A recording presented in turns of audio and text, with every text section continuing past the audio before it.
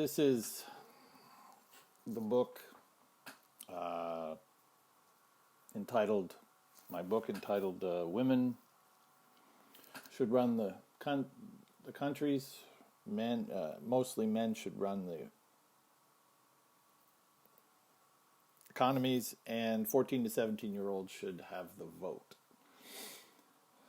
This is hopefully the last part. This is called United Nations 2.0. This is what I wish to replace the United Nations with. Now I'm reading it. United Nations 2.0. I want to see a new United Nations, an international organization that is designed to try and make the world a better place. Its official goals are to protect member nations from attack, carry out peacekeeping missions only inside member nations, provide humanitarian assistance, take in all refugees, and stop mass genocides. It would not be for overthrowing countries or telling countries how to run themselves, nor would it threaten or try to enforce any laws, rules other than no mass genocide. Unlike the UN, though, every country would not automatically be a member. It would have to meet certain terms for various levels of membership. 1. Organization. 1A. It would be based on some land, the size of a city-state, that it leases or is lent from one or more countries. It would be considered an independent nation, but being run by its constitution and its members. 1B. Its leader would be a man. Why a man when I earlier was explaining how men are generally not suitable for politics? Because I believe it is important that men must not be completely shut out of important political positions in the world. I'll put a comment there. Let women run the countries and let a man run the UN 2.0. He would be on a very short leash, though. He would be elected by the members. He would have no term. He would serve until he resigns, dies, or the members vote him out. And they can do that at any time with no notice with a 2/3 vote. So the minute 2/3 of the members think he's doing a bad job, they can give him the boot. They would then immediately elect another leader with whomever gets the most votes wins. If there is a tie, there is an immediate runoff between those two candidates. If they are tied again, they will fight to the death. Just kidding. If there is another tie, the winner is the oldest one of the two. The oldest of the two, or more, if there's more than two of them. By the way, the maximum age to be king of the world, as it will be called, will be 65. That is the same maximum age for any country representatives and any officials of UN 2.0, no exceptions. 18 is the minimum age, by the way. The king can pass any rule law he wants to. He does not need Senate approval to do so, but he must publicly announce any changes in rules or policy that he wishes to do 1 week in advance of that rule policy change taking place. And the Senate then have a week to vote on whether they want an official hearing on it or not. If they do not, the rule becomes law after that week is over. If the king wants the rule policy change more quickly, he can go directly to the Senate to seek approval. He may interrupt any procedure that is going on in the Senate at that time with his approval request. He will have 60 minutes to make his case for the changes. There will then be a vote to either put the rule policy change off for a week, then a vote must be taken. When a vote must be taken. If no delay is voted on, then an immediate vote commences. If 50% plus one of the representatives vote on the motion, and at least 50% plus one of the representatives vote down the rule change, the king's request is denied. He may bring up his proposal again, right away if he wants to, but the 1 week clock starts all over again. By the way, he may only interrupt the Senate proceedings once per 24 hour, 0 to 23:59 local time. The Senate may grant the king absolute powers over certain things if they deem it necessary or convenient. But under no circumstances can the king unilaterally instigate anything of a military nature outside of the UN 2.0 territory. Note, officially, a male is a person who is either born with at least one male sexual organ or has no female sexual organs, and officially designates themselves as a man. A female is a person born with female sexual organs or someone with no male sexual organs and officially designates themselves as woman. And whom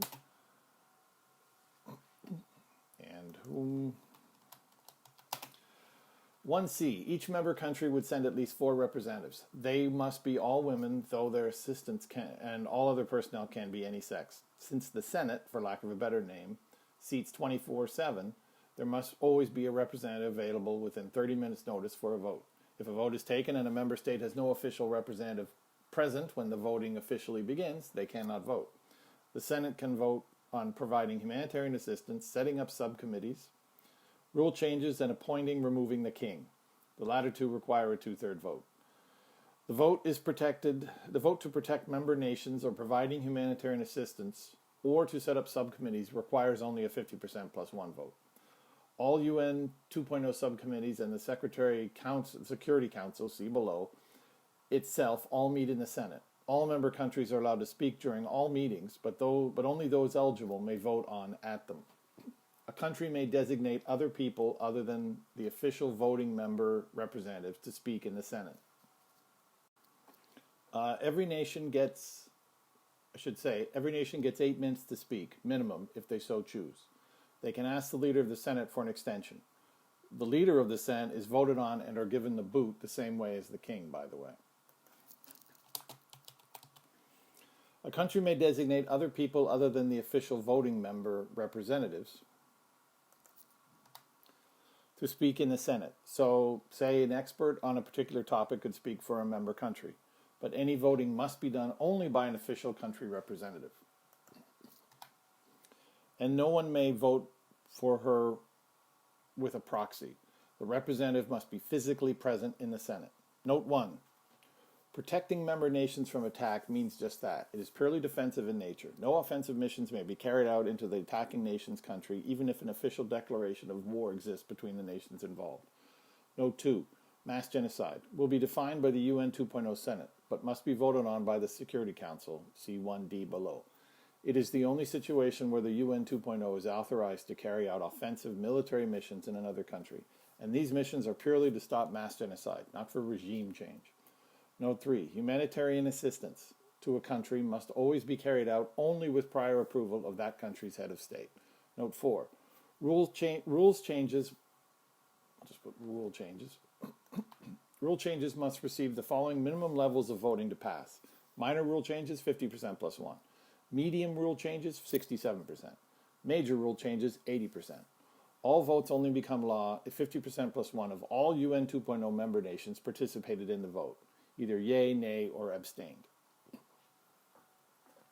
Note 5. The following rules policies cannot be altered unless the vote is unanimous and the king agrees and all member nations voted and none abstained.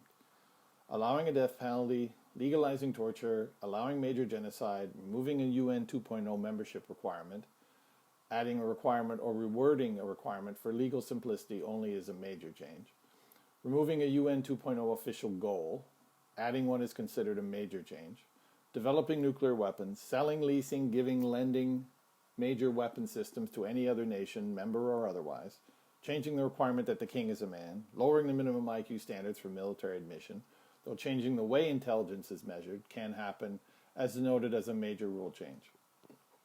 1D. In addition to the Senate, there would be a Security Council of 12 nations, for lack of a better name.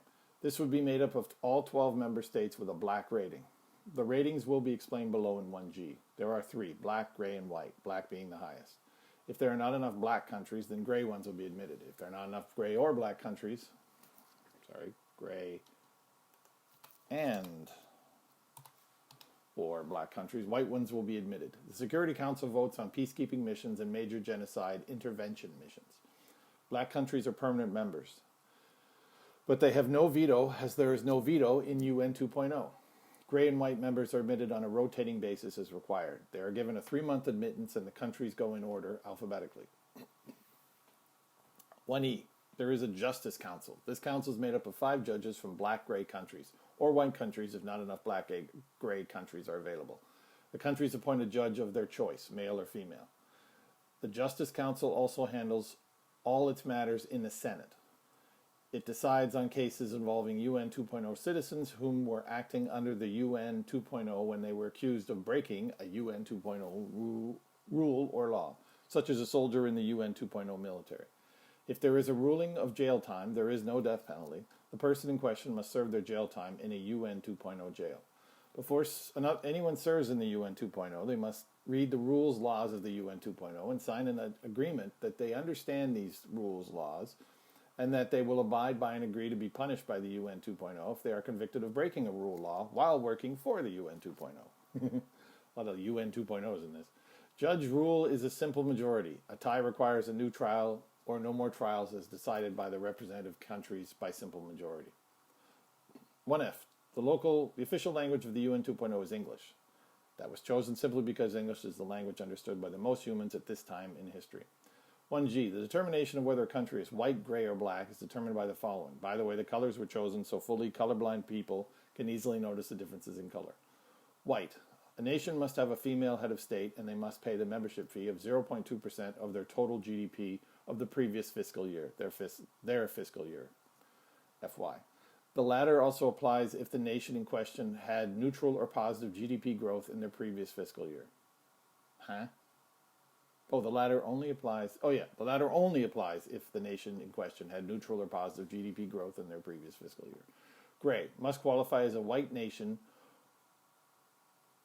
while also nationally following at least 6 of the membership requirements see below. Black. Must qualify as a white nation while also nationally following at least 12 of the membership requirements see below. Tricolor. A nation that qualifies as a white nation while also nationally following 16 plus membership requirements. There is nothing officially special about this designation at this time. Perhaps there might be in the future. 1H. All those who work for the UN 2.0 are considered visitors. They may at any time apply for full citizenship status. Any and all UN 2.0 kings are automatically UN 2.0 citizens. 1I. The country of UN 2.0 follows all UN 2.0 membership requirements. And now 2. UN 2.0 membership requirements. A female head of state and a membership fee of 0.2% of the member country's previous fiscal year GDP are mandatory. The UN membership requirements are just the big 6, the medium 6, and the small 8 as I've described earlier in this book. They are exactly the same and in the exact same order. Medium 6, big 6, the small 8.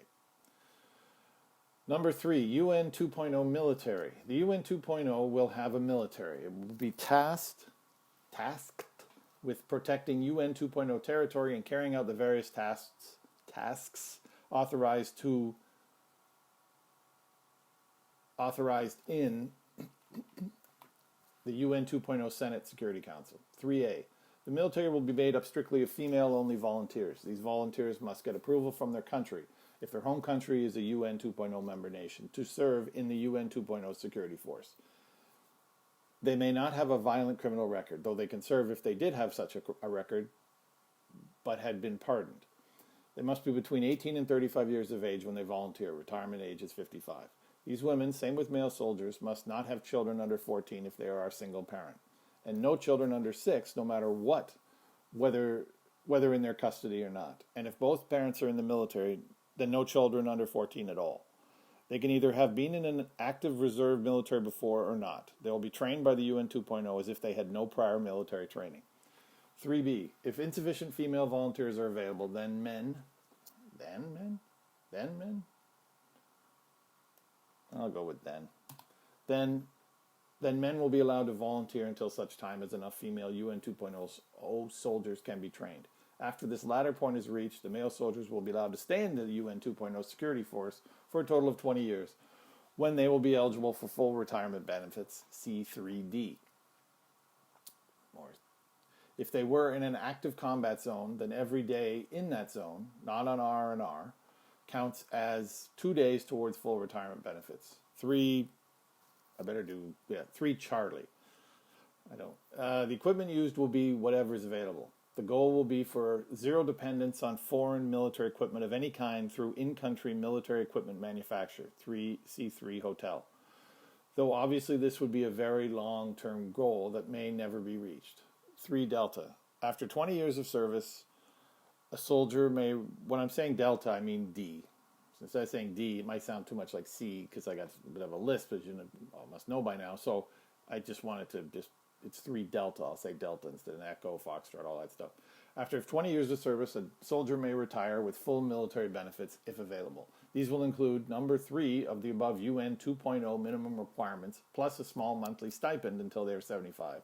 They also become an official citizen of the UN 2.0, and their home country can no longer forcibly recall them from the UN 2.0 territory, as all citizens can be, unless they are official refugees.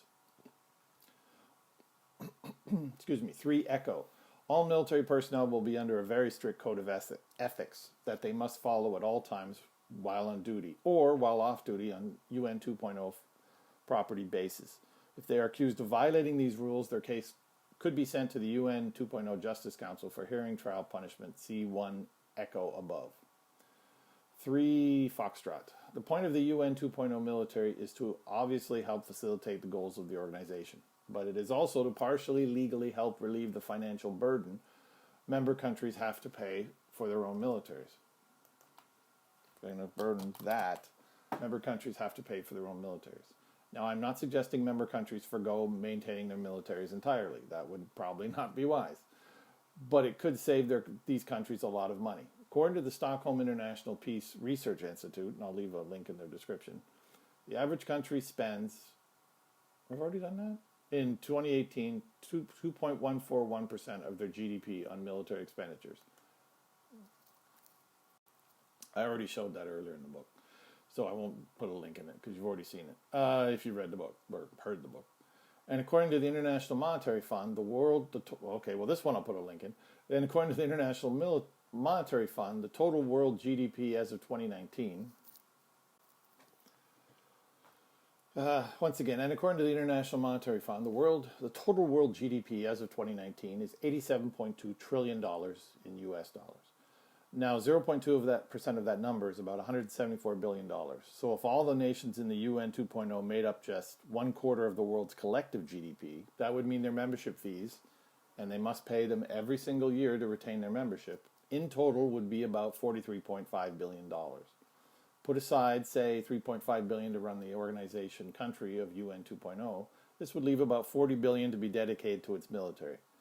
This would leave it as the 10th largest expenditure, I'll leave a link in the description, leave it as the 10th largest expenditure on their military in the world by country. This would leave it as the 10th largest expenditure on their military in the world by country. This should certainly allow the UN 2.0 to be able to defend, repel any minor and most medium-sized countries from attack. In this scenario, the average member nation would be backed up by the 10th most powerful military in the world and could thus drop their military spending accordingly. Say the average UN 2.0 member nation dropped their military spending from a current 2.141% of their GDPs on average down to 0.9% on average. This would still leave them with a sizable military reserve, in addition to the UN 2.0 military protection, and allow them to have a full 1% of their GDP spending previously on their military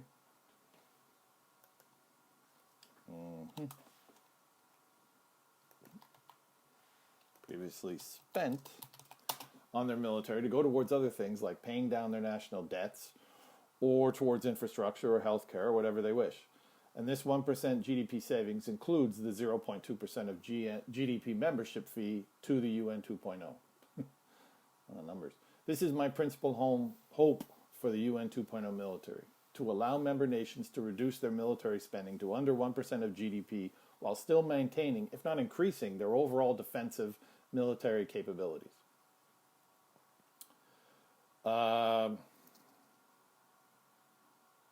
3 Gulf.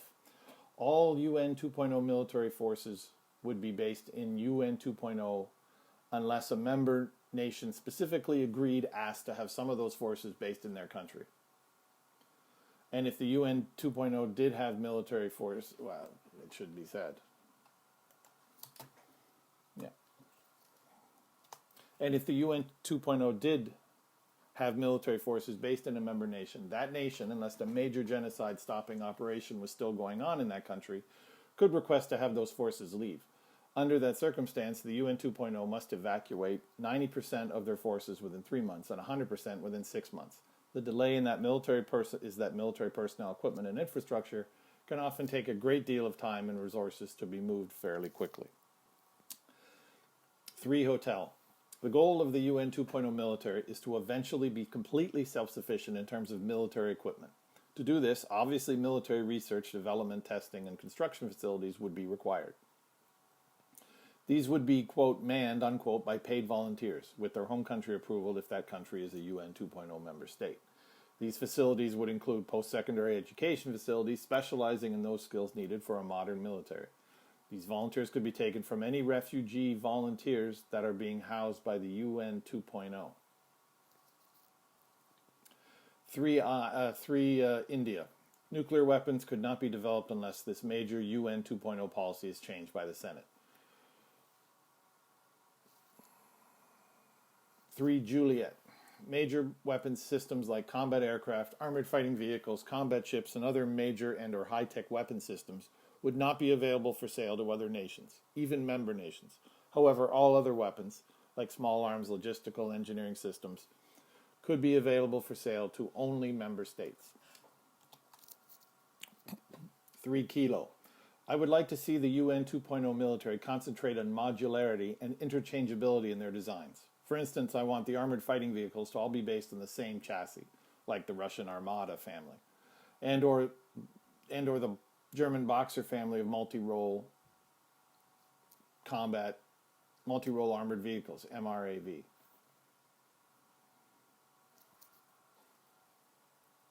I don't want a separate main battle tank, MBT, developed along with a separate SPG, self-propelled gun artillery, with separate engines, chassis, suspensions, etc. I want them to share the same powertrain as much as possible. Perhaps the MBT engine is a twin turbocharged version of the same engine in the SPG, since the latter may not require the same degree of speed and mobility as the former. And in the MRAV's case, multi-role armored vehicle, a common chassis powertrain with modular attachments, so it can act as an armored personnel carrier and then change the module within an hour, hopefully. And it can then be an armored ambulance or an armored anti-aircraft system or armored command vehicle or an armored truck. In terms of aircraft, the same could apply in that I want one twin-engine combat aircraft to be the basis of all light, medium air combat roles. Air superiority fighter, medium range, precision strike, reconnaissance, though drones could probably do this mission, radar jamming, SEAD, suppression of enemy air defenses, etc. However, the air superiority version must be designed first, and the other combat roles must be adopted to it. Adapted to it? Adopted to it. Adopted to it. No, adapted to it sounds better, I think. Adapted to it, rather than any other order. Air superiority is the first priority. Everything else comes second, and the same goes for all the other weapon systems. The system that will see the most direct and intensive combat is the version that is designed first. The rest comes second and will have to be adopted for it. I think adapted is again the thing to say. Adapted for it. Combat capabilities must not be compromised. Of course, some weapon systems might require unique designs, like direct ground attack aircraft like the US A-10 Thunderbolt II Warthog. Even so, the use of off-the-shelf parts must be utilized as much as possible. The hope for this interchangeability and modularity is to see a drastic reduction in potential military procurement spending, plus reduce the logistical spare parts costs. Excuse me. 3. Lima. In terms of intense combat, automation is preferred. In other words, things that can be done by robot human guidance should be. For instance, deep strike missions into the teeth of enemy advanced air defenses is best to be tackled by either missiles or drone aircraft, either radio controlled or automated with a pre-programmed flight plan. In terms of ground combat, I want to see wide use of unmanned ground vehicles, UGVs, either radio or preferably wire guided whenever possible. I see no reason to risk human beings any more than is absolutely necessary for combat, and the emphasis on the UN 2.0 military should be to do whatever it takes to lower personal combat losses. I am still not crazy about full automation for weapon systems. Maybe I've just watched too many sci-fi shows. Until the technology gets a heck of a lot more advanced and reliable, I don't want to give up human control of combat systems. No Skynet on my watch, thanks. In terms of non-combat systems like automated logistics repairs, I have less problem with full automation. 3. Mike. In terms of combat training, I do not want what appears to be the standard form of combat soldier training, where I see a group of military trainees are trained together as a unit. The goal of this type of training seems to be one of, to put it bluntly, let's put these troops through hell and then they will form a natural bond, loyalty to each other, and will do whatever they have to watch their buddies back. In other words, a form of mild brainwashing. Deliberately force the soldiers to bond to each other and thus create a loyalty to the unit that is intense and hard to break. It has been done for centuries and I guess works well at getting a large number of people to be intensely loyal to their unit in a relatively short period of time. Quote, basic training, unquote. I do not personally like this type of training. Besides the fact that it is mental manipulation or a minor con, I think it is putting loyalty in the wrong place. Sure, it is effective at getting tons of raw recruits relatively ready to die for their buddies relatively quickly and fairly cheaply. But I don't want the soldiers of the UN 2.0 military to die for their buddies. I want them to die for honor and integrity. I want these UN 2.0 soldiers to value doing the right thing as much as possible, rather than just doing what is good for your unit or your country. Patriotism is not a word I want to see in the UN 2.0 training manuals. It's a terrible word in my opinion. It basically is a word that rulers use to get the ignorant masses to die for whatever cause their leaders tell them to die for. And it is nonsense in my opinion. A country is not worth dying for, not to me. Honor, integrity, decency, protecting the weak innocent, those are things worth dying for. All humans are equal, but in war there are two types of humans in my opinion. The first is soldiers. First are soldiers? Is soldiers. The first are soldiers. Yeah, I think are. These people are playing a game sport. That sport is combat. They understand that and they agree to do it, though some agree far more than others. Even people whom are drafted usually have a choice other than killing the enemy directly. But whatever the level of choice, it must be assumed that all soldiers are agreeing to play the game sport of combat. So it is okay to kill them in combat, not when they are prisoners or helpless or surrendering. Everyone on the battlefield has agreed to this. Just like everyone who plays American football agrees that they could get seriously injured or even killed playing that game sport. Every soldier agrees that they could die in combat playing the game sport of combat war. However, the second type of human being are civilians. They did not agree to play the game sport of combat. Like spectators of an American football game, especially those watching the game on TV, the internet, they did not agree to be able to get seriously injured or killed while just watching the game sport. So if a player ran into the crowd and started beating up a fan, that would be incredibly wrong. Just as if a soldier ran into a house and started to kill an innocent civilian. That would be incredibly wrong. Thus, a soldier must always do everything in their power not to injure or kill civilians. Now, I realize that distinction can get a bit murky sometimes. The civilians occasionally start acting like soldiers by firing on soldiers from their houses using civilian weapons, for example.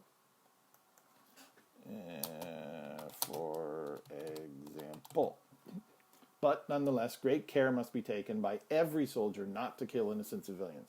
And the term innocent is not, that's weird, is not one that can be tossed out at random, like a soldier saying something like, no fill-in name of group are innocent. But that is not true and is no excuse. Every civilian must be, in other words, what he says is like a soldier saying something like, no Americans are innocent, no Palestinians are innocent, no Israelis are innocent, no, they just hate that group, so they just say none of them are innocent. But that is not true, and it is no excuse. Every civilian must be treated as a civilian unless direct physical proof, not just evidence, that the civilian in question has become a soldier terrorist. Terrorist is discovered. Yes, this can make the often incredibly difficult job of soldiering even much more complicated, but that is part of being a good soldier and one whom belongs to the UN 2.0 military. UN 2.0 military soldiers must not just be trained to kill, but also trained to know when not to kill. And when in doubt, a UN 2.0 soldier must be willing to sacrifice his or her life rather than risk killing an innocent civilian within reason. That is a very difficult thing to do. And it's a very difficult thing to ask, too. But that is what must be taught to UN 2.0 soldiers above almost all else, integrity and honor. And this training must be detailed and exhaustive. Also, I want UN 2.0 military soldiers trained as individuals, to fight as individuals and to think as individuals.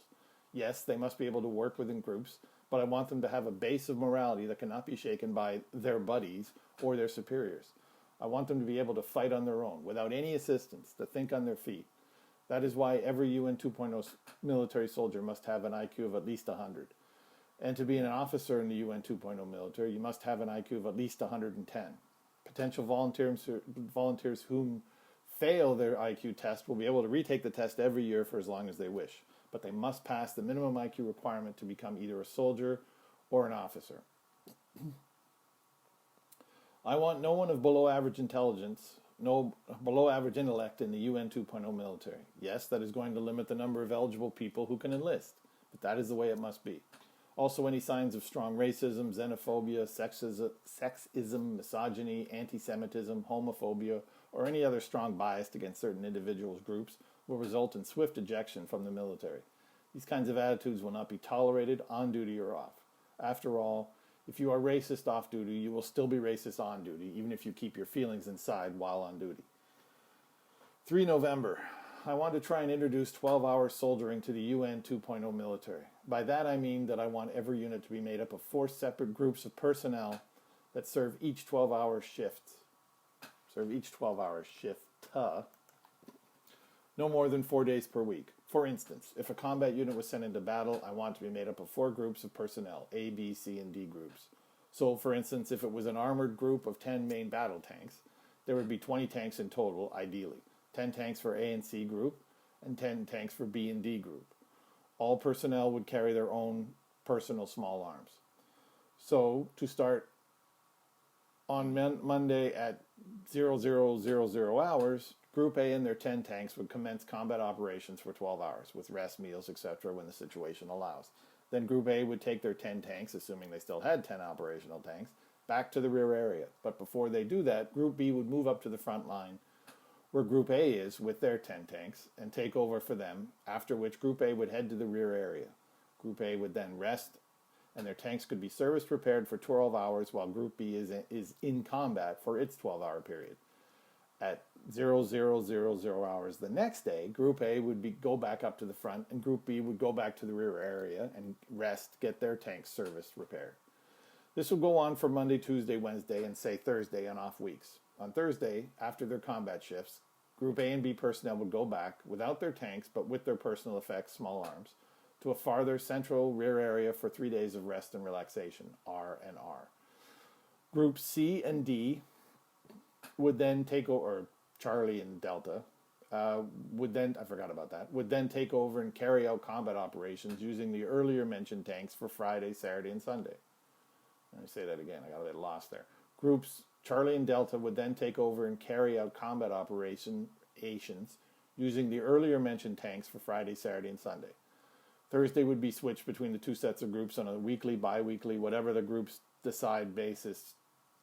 So each group averages 3.5 days in combat per week while their unit was in combat. This would, of course, allow the unit to be able to fight 24 hours a day at peak efficiency. Downside is that it is very major equipment intensive. It is a very major equipment intensive way to man, quote, man, unquote, a unit. And it would cut the number of units available by 3/4 compared to regular armed forces. But I'm more interested in total unit power than being able to have more units that can only fight for so long at peak efficiency. Also, there will be times in emergencies that more of the personnel could be utilized quite easily. Also, since the UN 2.0 military will probably be more called upon for smaller engagements rather than major wars, this system could present several advantages in the field, especially if the opposing forces are one set group of troops having to fight around the clock. 3. Oscar. While in the field, soldiers at all levels must be provided with as comfortable rest facilities as possible. Perhaps armored RV types that provide bathroom facilities, an individual bed unit with full heat AC and Wi-Fi available that would follow them into the battle zone. Thus, when their 12 hours of combat is over, they have relatively comfortable and armored, thus safer, rest facilities than many might expect while in most combat situations. These people are making a supreme sacrifice, potentially. They must be taken care of, especially when in the field. Yes, this will be very costly potentially, but I feel it needs to become a standard for the future. Plus, it could help with recruitment. 3. PAPA. There will be 3 branches to the UN 2.0 military: Army, Navy, and Space. The Army will be responsible for all combat on, below, and above to the Kármán line. Kármán line land. To and above land. No, did that wrong. To and above land to the Kármán line. By the way, the Kármán line is, I should put that in here. The Kármán line is a point 100 kilometers over the Earth's mean sea level that is the technical border between the atmosphere and outer space. However, any missiles aircraft that travel through the Kármán line only to fall back under it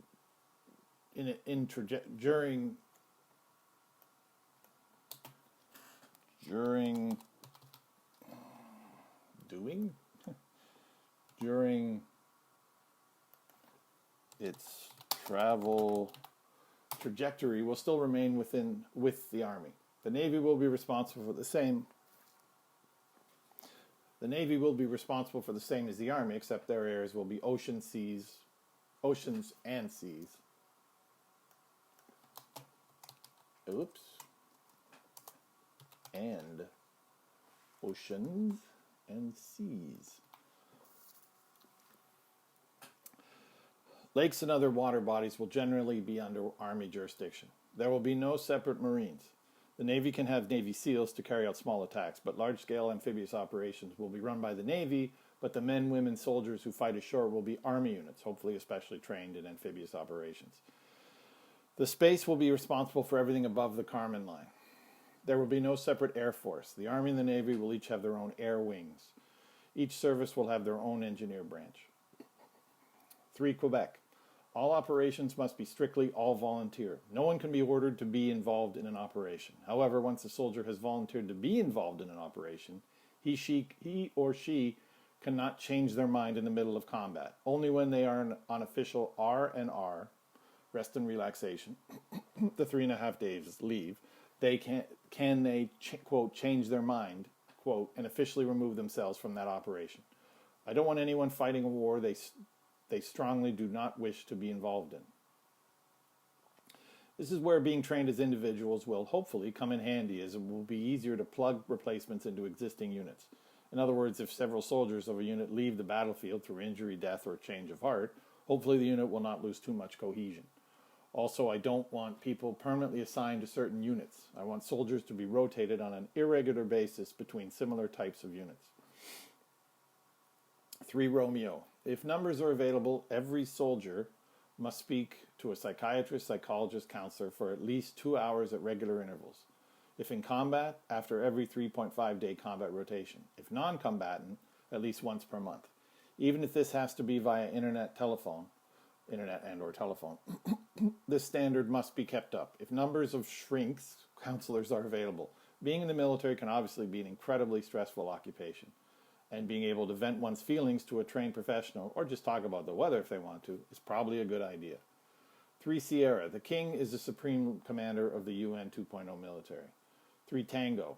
All bathroom showers in the UN 2.0 military are individual. Only one person can use them at a time. 3. Uniform. Sexual preference is irrelevant. That's the end of that. UN 4.0 refugees. 4 Alpha. Financial space constraints aside, the UN 2.0 will take in as many displaced refugees as possible. These refugees must be citizens of a nation that the UN 2.0 Senate has officially established as a, quote, refugee-eligible zone, unquote. People that live in a country that does not have this status will not be allowed into UN 2.0 as refugees, though they are free to apply for entrance under some other standard. 4 Bravo. Any refugee that has a violent criminal record and does not make the UN 2.0 authorities aware of this fact will be immediately deported back to the country from which they came from. Any refugee whom has a violent criminal record must have a hearing at the UN 2.0 immigration area to determine what, if any, special circumstances, restrictions this refugee will have placed on him or her for a specified period of time. For Charlie, refugees will, finances, space, facilities permitting, have the same minimum standards of living that all citizens in the UN 2.0 have under UN 2.0 membership requirement number 3. Wait a minute, is that actually number 3?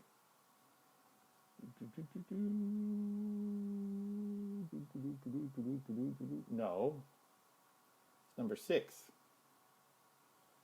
I got that wrong. I did change it before. Number 6. For Delta, all employees 14 plus years old must work one 12 to 24-hour shift per week for the state without pay as welfare work. This only applies to those who are mentally, physically able to handle the work. Primary parents of 6-year-olds and under are not required and not allowed to do this welfare work. For ECHO, the 12 to 24 hours of work for the state can be in a variety of areas, and the refugees' choices will try to be taken into account when assigning them employment. If the refugee gets fired from a government job, they will be given at least 4 other government jobs in different areas with different supervisors, in case the original firing was simply a personality clash. If the refugee gets fired 3 times in a calendar year, they lose their work card, C4 Foxtrot below, until the following calendar year, when they can try to stick with a government welfare work job again.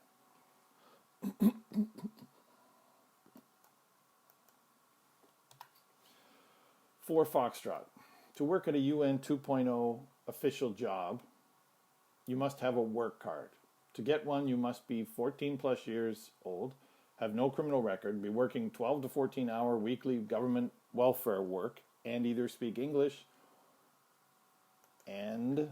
or are enrolled attending the free English language classes offered by the state. A refugee does not require a work card to start his own company and or work for another refugee, anyone else in a non-official UN 2.0 job. For Gulf, the maximum work hours that applies to refugees is the same as those that applies to UN 2.0 membership requirement number 3. Again, that's number 6. For Hotel, once the refugees come, what is number 3? Number 3 is men must run the economy. No, that's not it. For Hotel, excuse me, once the refugee's home country has stabilized to the point that the UN 2.0 Senate has removed the refugee eligible zone status from it, then all refugees of that country have 30 days to vacate UN 2.0. They may go back to their home country, UN 2.0 will take you there, or another country of your choice, you will be responsible for travel to another country.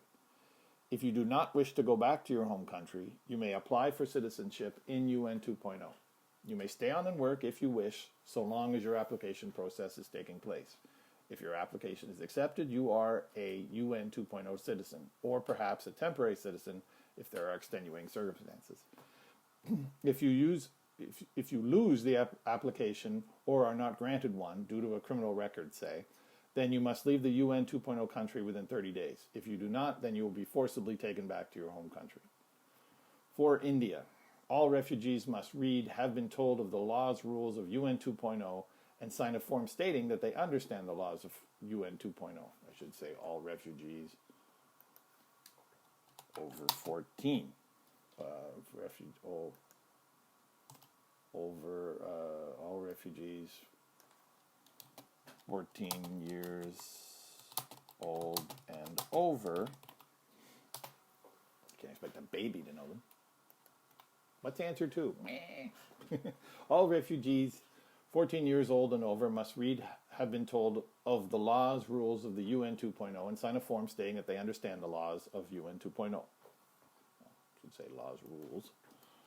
Laws, rules of UN 2.0. This must be done before they are granted refugee status. If a refugee commits a crime, they will go before a regular UN 2.0 criminal court. If they are convicted and sentenced to a jail term, they must serve their entire sentence before they can leave the country of UN 2.0 unless a judge determines that you are to be transferred. They are to be. they are to be transferred to another country to serve out their, not your, their sentence for various reasons.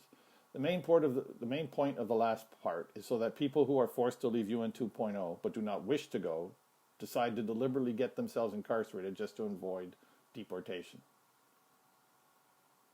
The main point of the last part is to try and avoid people who are forced to leave UN to deliberately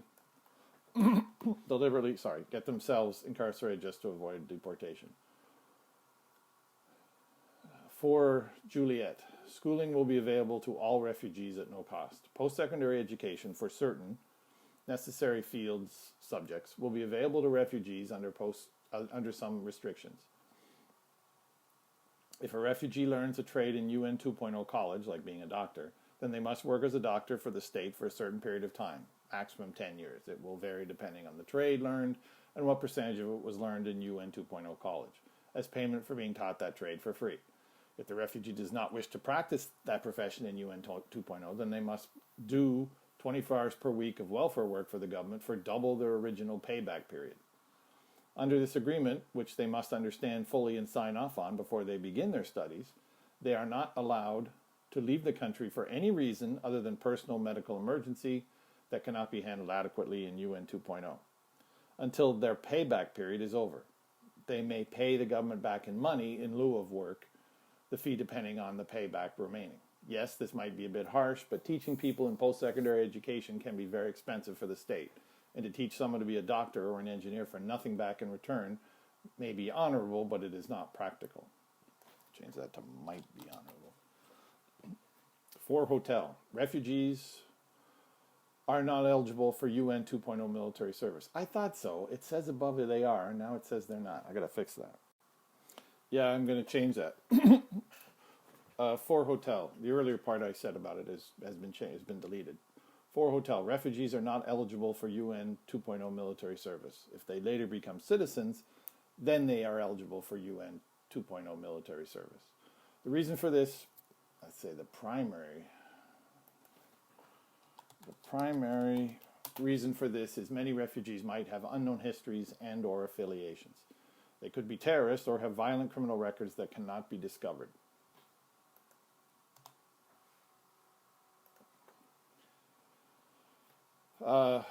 For India, refugees may vote for 4+ women to represent them as full voting members in the UN 2.0 Senate. Each female representative holds the office for 1 year and then either resigns or runs for re-election again.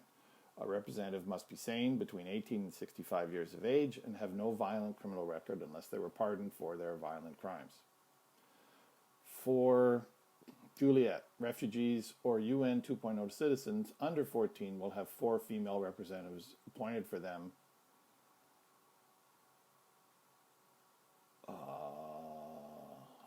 should be under 18 then. Refugees or UN 2.0 citizens under 18 will have 4 female representatives appointed for them by the king. They will represent all the children of the countries of the UN 2.0 as full voting members of the UN 2.0 Senate. The representatives, these representatives may serve as long as they either wish to and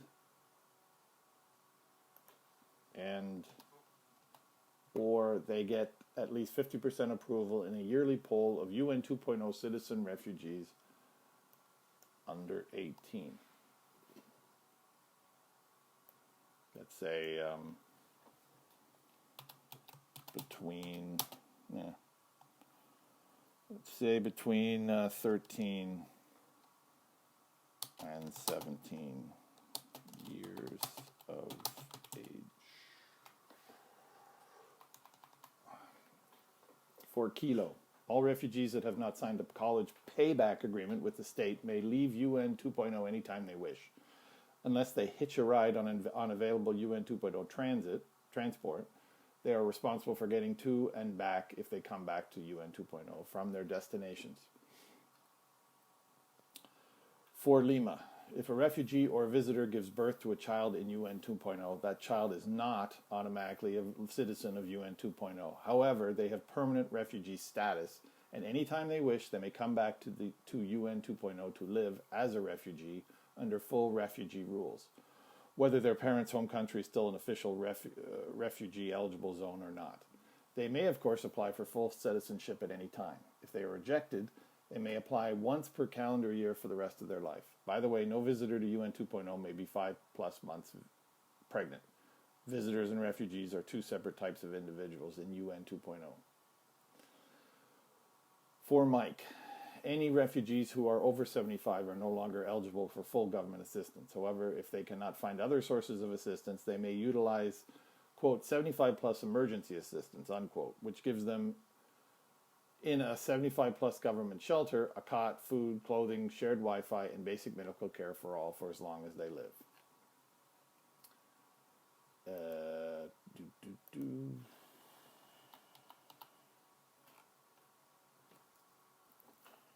By the way, the reason behind that is that I don't want refugees left behind, quote, left behind, unquote, just because they're over 75. Okay, and that's the UN 2.0. Now it's the 2020 party itself. Now that I've explained what I want to see in terms of how nations and a new UN would be formed, run, I want to discuss how I want to see the actual 2020 party be run. 1, organization. 2, funding campaign expenditures. 3, elections. 4, governing. 1, organization. I am not really picky about how the party itself is run or organized. It can be structured just about any way those in the party decide. There are just a few stipulations. 1, alpha. Men can obviously never run for an election as a member of the 2020 party, but there is no reason a man cannot volunteer for the party. I do not consider the party itself as politics per se. Only those who get elected, are politicians and are thus political. 1, Baker. In deciding on a candidate, I would rather it was done online rather than some convention. And I do not wish the official campaign for a candidate should be longer than 6 weeks. As for debates, questions, campaigning, that is up to the party. 1, Charlie.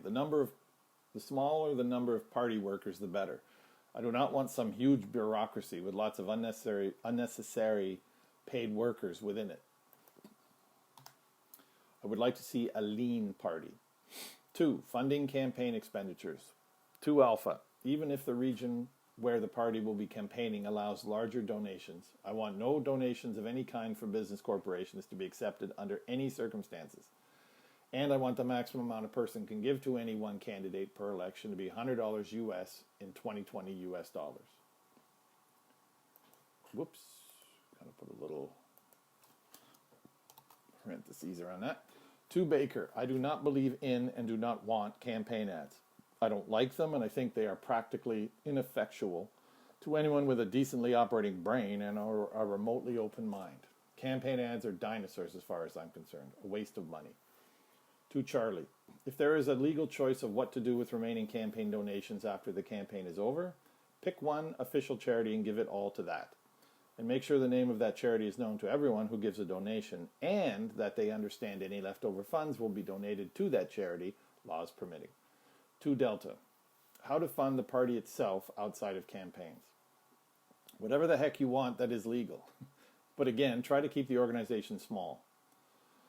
The party may never be the party in that region with the largest operating budget. 2nd is acceptable. 3rd is even better. 3, elections. 3, alpha. Again, no campaign ads. I don't like them, and I do not want them to ever be part of the 2020 party. That includes commercials or ads online.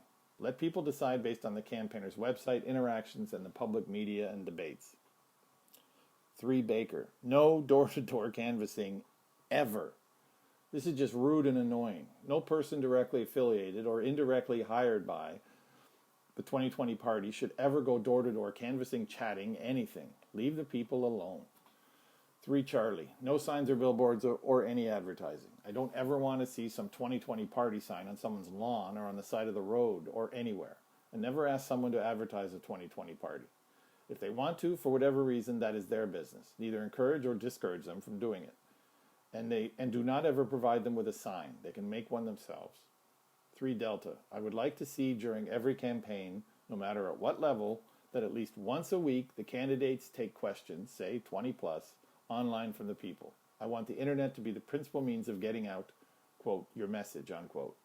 3E. As for going to places to campaign, I would like to see every candidate, if they can afford it, to go to every voting region. If it is America, every state territory. If Canada, every province, etc. At least once. No, I didn't do that right. I'll do that again.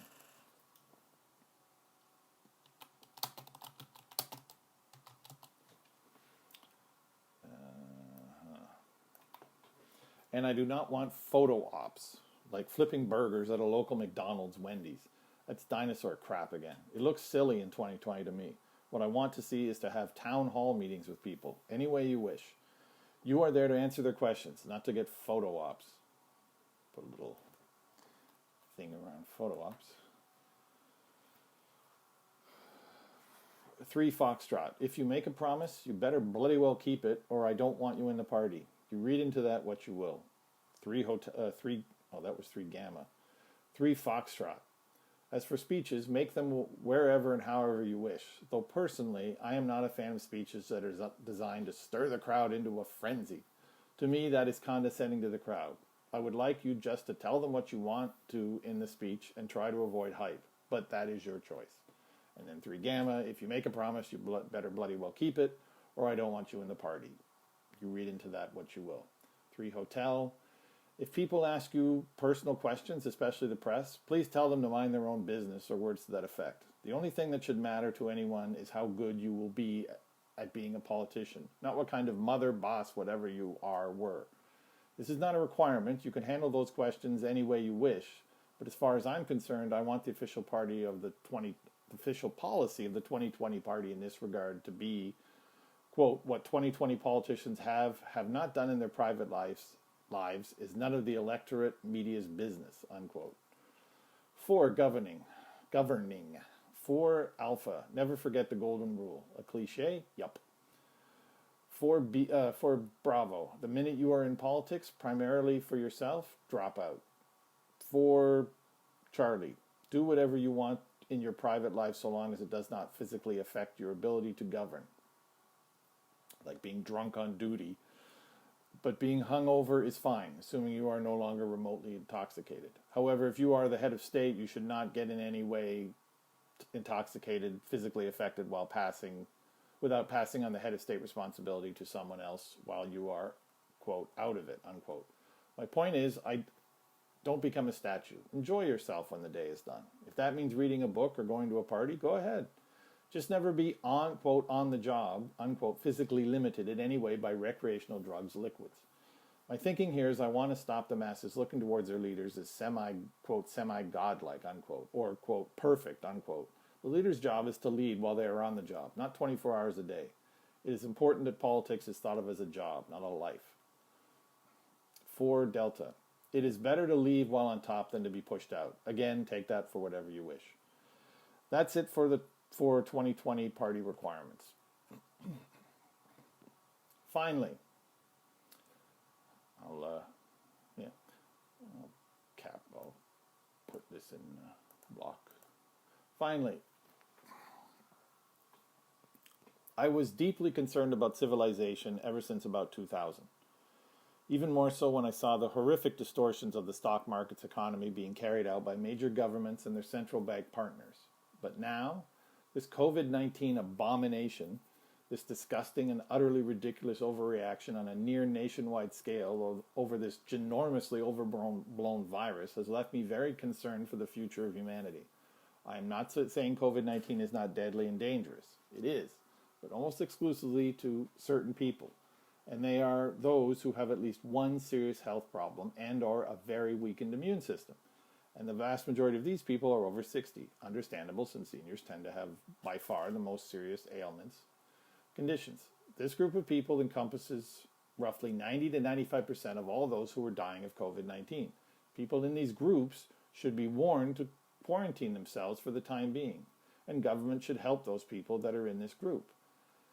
However, they should However, they should not be locked indoors or forced to stay inside. I'm going to add however to this. Spelled it wrong. However, they should not be locked indoors or forced to stay inside. It is their life. If they wish to live it outdoors and take the risk of dying, that should be their decision to make, assuming they are sane adults. But there is no logical reason whatsoever to force people under 60 who are otherwise relatively healthy to be self-quarantined. The odds of healthy people dying in this age group, The odds of healthy people in this age group dying, not contracting or getting symptoms, but dying of COVID-19 are very long.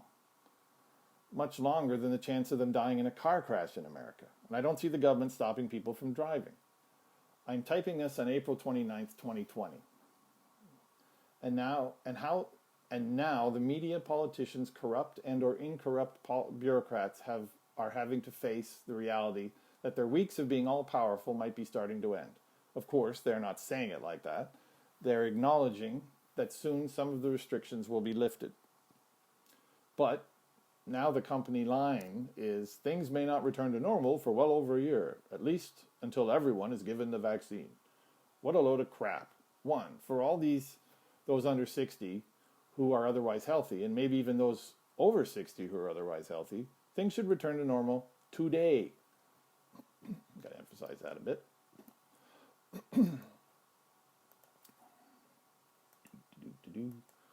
They never should have been locked down under virtual house arrest in the first place. These people were never in any significant danger of dying of COVID-19.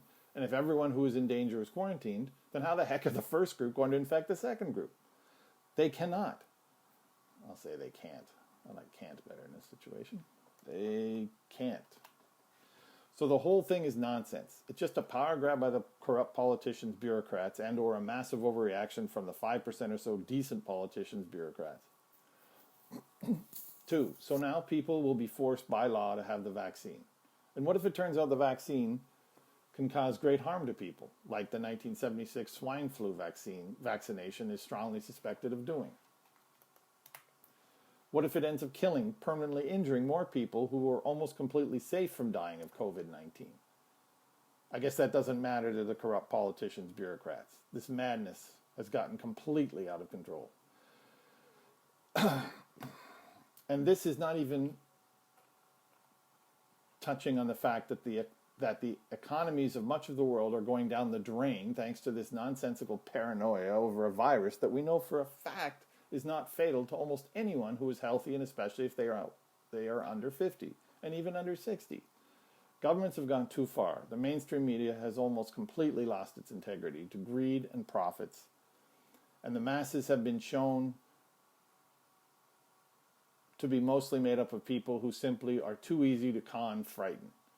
Governments should never be able to take away our rights and freedoms and destroy our businesses whenever they can successfully con us into letting them do it. The decisions over our own bodies, businesses, must be strictly our own. By the way, I'd like to add, I don't think I put this in here, but I will, just a sec. By the way, I would like to add that this forced lockdown has not cost me any money at all. So I'm not saying all this with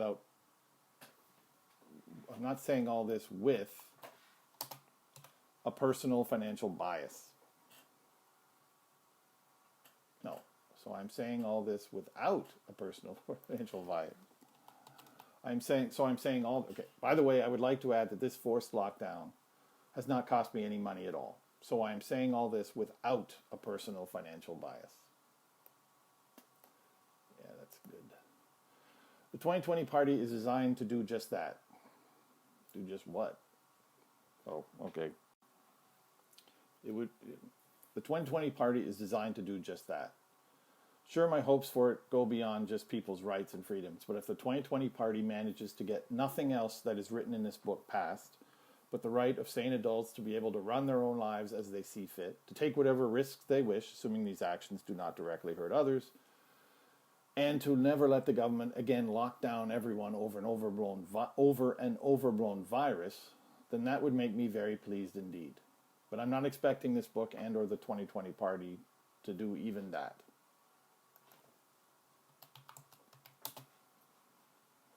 But what I am hoping it will do is get people talking about the things I have mentioned in this book. That women should be running our countries, that men, along with some women, should be running our economies, that economies should be allowed to run themselves within certain limits, with zero stimulation or manipulation from government central banks, that 14 to 17-year-olds get far more adult rights than they have now, that a basic standard of living is available to every human, and yes, that people have the right to take their own life in just whatever recreational substances they wish, and lead their lives any way they wish. Again, so long as it does not directly and negatively affect others. I am miles from being the first only person to mention these things, but I hope that me mentioning them again will push them just that much closer to being seriously considered as viable and even necessary political positions goals.